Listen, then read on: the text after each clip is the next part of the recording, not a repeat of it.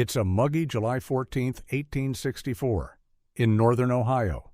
A farmer's out early, moving through thick woods. The ground is soft, the trees heavy with summer rain. He steps over a fallen branch and stops. Just ahead, something unnatural. A man's boot sticking out from the underbrush. What he finds is grisly. A man, face mangled, skull crushed, already decomposing. Bullet wounds in the chest, scattered coins nearby, and one distinctive item, a banker's satchel. The man is William Treadwell. And less than a month earlier, he was standing in front of a Michigan courtroom in a crisp black coat, convicted of robbing his own bank.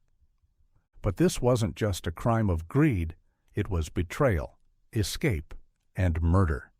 It shocked the state of Michigan and made front-page news across the country. Because Treadwell didn't wear a mask. He didn't break in after dark. He didn't even need a weapon. He was the president of the bank. This is End of the Road in Michigan, and today's story takes us to Hudson, a quiet town with a story so unbelievable it made national headlines in 1864 and still holds up like a well-paced thriller today. This is The Banker Who Robbed His Own Bank. Hudson, Michigan, just a few miles from the Ohio line. In the 1860s, it was a modest farming town, dirt streets, wood frame houses, and a strong sense of neighborly trust. Like the rest of the country, Hudson was caught in the shadow of the Civil War. Local men were off fighting. Townships were stockpiling funds for infrastructure and defense, and much of that money sat in one place, the People's Bank of Hudson. The man behind the counter was William W. Treadwell, just 24 years old, well-dressed, polite. He'd gone to Oberlin College, married the daughter of an Ohio merchant, and bought out the bank with his father a few years prior. Around town, folks called him promising, a young man with a bright future. He was even building an elaborate Italian-style villa just outside town. Stonework, 2 stories, wide porches, the kind of house people stopped to stare at on their way to the fields.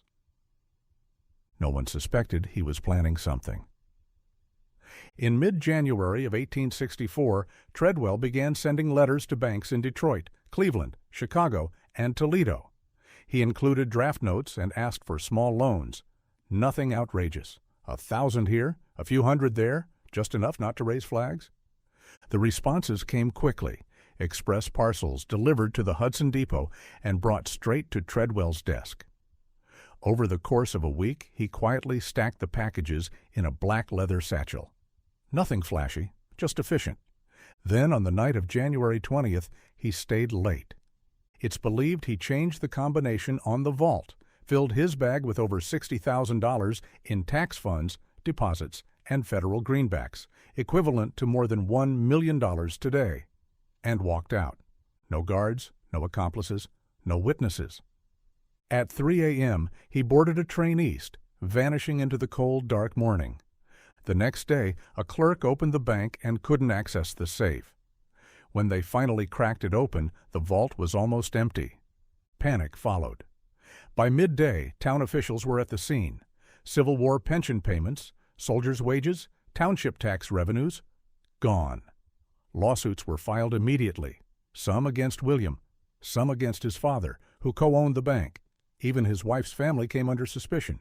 Hudson was a small town, but this wasn't a small story. The New York Times covered it. So did the Detroit Free Press and papers in Chicago and Cleveland. The idea that a banker, an insider, had robbed his own vault was unthinkable. And yet, that's exactly what had happened. Authorities chased leads across state lines. They finally found Treadwell in Mansfield, Ohio, registered under a false name at the North American House Hotel. He wasn't alone. His wife, Mary, and her father, Samuel Hester, had joined him. On February 11th, detectives boarded a departing train and arrested William in front of passengers. But here's the twist. They searched his bags and found nothing. The satchel full of cash? Gone. As it turns out, while the arrest was happening, Mary and her father quietly slipped off the platform and disappeared, likely with tens of thousands of dollars still in hand. Ohio refused to extradite them. They were never charged. Treadwell, however, was taken back to Michigan. The trial moved quickly. Witnesses testified to his deception. Bank records confirmed the withdrawals. A jury in Adrian found him guilty of embezzlement on July 1, 1864. After the verdict, Mary was allowed one last visit. She kissed him on the cheek, whispered something, and slipped a wad of cash into his coat pocket. Later that night, Treadwell and another inmate, John Cowell, a convicted horse thief, broke out of the Lenawee County Jail. They escaped through a loose stone wall and fled on foot under cover of darkness. The guards found out hours too late. For nearly 2 weeks, they were ghosts.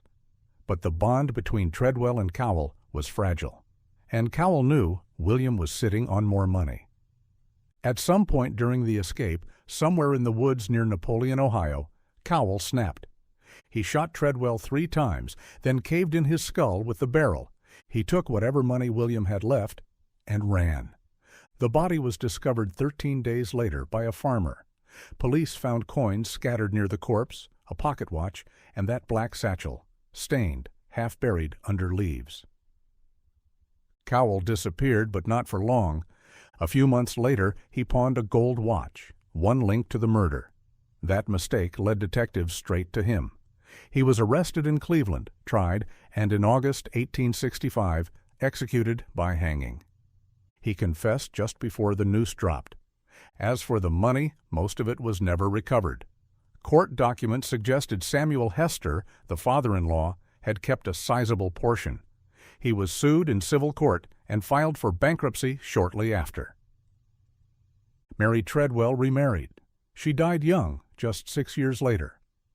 And the grand house William was building? It sat empty. He never lived to see it finished.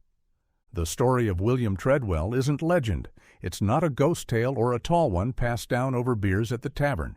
It's a matter of record, a brilliant young banker, a calculated betrayal, a daring escape, and a violent end. He didn't just rob a bank. He robbed his own town, his neighbors, soldiers fighting a war. And in the end, it wasn't the law that caught up with him. It was greed, in the hands of the wrong partner. This was End of the Road in Michigan. If you enjoyed this episode, follow the show and share it with someone who loves forgotten history. And if you know a strange, buried story from Michigan's past, send it my way. Until next time, keep your ledgers balanced.